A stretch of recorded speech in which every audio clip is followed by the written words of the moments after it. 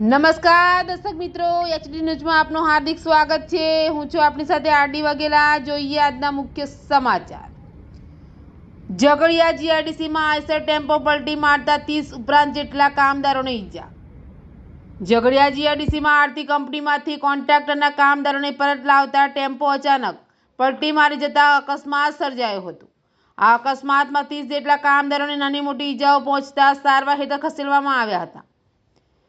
ઝઘડિયા જીઆઈડીસીમાં આરતી કંપનીમાંથી કોન્ટ્રાક્ટર દ્વારા તેમના 30 જેટલા કામદારોને ટેમ્પામાં પરત લઈ જવાતા હતા। તે દરમિયાન બ્લેકરોઝ કંપની પાસેના વળાંક પાસે ટેમ્પા ચાલકે સ્ટેરિંગ પરનો કાબુ ગુમાવતા ટેમ્પો પલટી મારી ગયો હતો।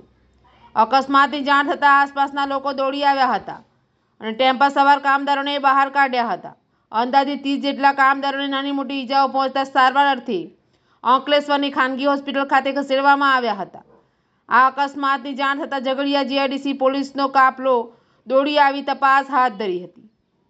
એચડી સાથે રિપોર્ટ જયેશ પ્રજાપતિ, અંકલેશ્વર।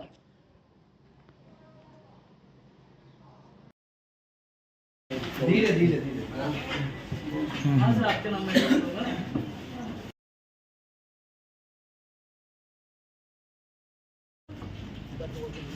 पांचवा वाली कुछ है ऊपर कैंटीन है वहाँ चाय वाय सब मिलेगा ठीक है टेंशन मत लो।